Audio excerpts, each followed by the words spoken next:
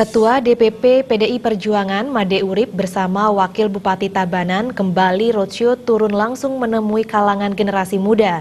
Kali ini anggota Komisi 4 DPR RI 4 periode itu mensupport kegiatan generasi milenial di Banjargeluntung Kaje, Marga Tabanan.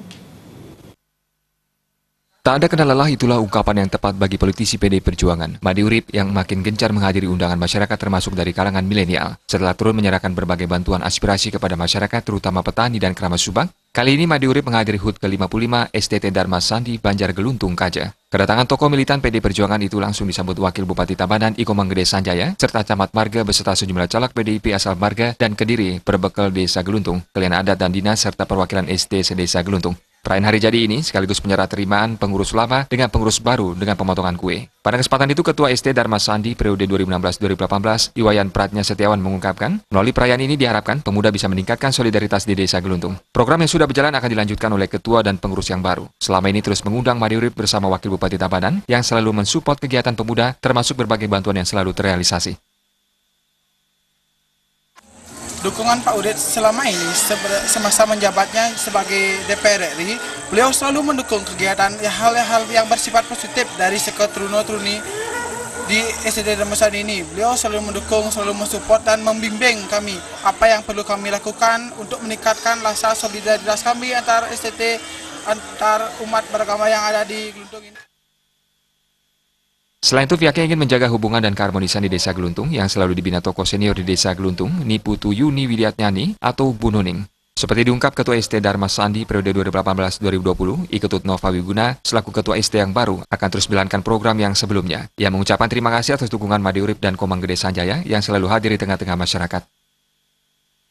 Di sini saya mengucapkan terima kasih atas kehadirannya Bapak Wakil Bupati Tabanan serta Bapak Made Urip selaku anggota DPR RI telah berkenan hadir dalam acara HUT STT dan setelah terima jabatan pengurus baru ST Dharma Sandi. Sementara itu, Made Urip memberikan apresiasi perayaan ini sebagai bentuk kreativitas merayakan ulang tahun ke-55 sebagai makna introspeksi diri yang dilakukan sebelumnya. Khususnya bagi pengurus baru bisa menatap ke depan selama 5 tahun ke depan lebih baik lagi dari pengurus sebelumnya. Mengingat STT menjadi wadah atau tempat menggodok diri agar nanti bisa lebih meningkat. Teman-teman, khususnya di jajaran PDI Perjuangan akan selalu memberikan dukungan, support kepada adik-adik dalam rangka untuk mengisi, yaitu pembangunan yang ada di desa ini. Karena desa pada saat sekarang ini menjadi amat strategis sekali. Itu. Apalagi Pak Jokowi pada saat sekarang ini memberikan dana APBN melalui dana desa, jadi dipakai untuk membangun infrastruktur di pedesaan, membangkitkan sektor real di pedesaan, dan juga menumbuhkan pertumbuhan ekonomi di desa. Maka itu desa itu suatu saat nanti akan bisa sama dengan ada yang ada di kota.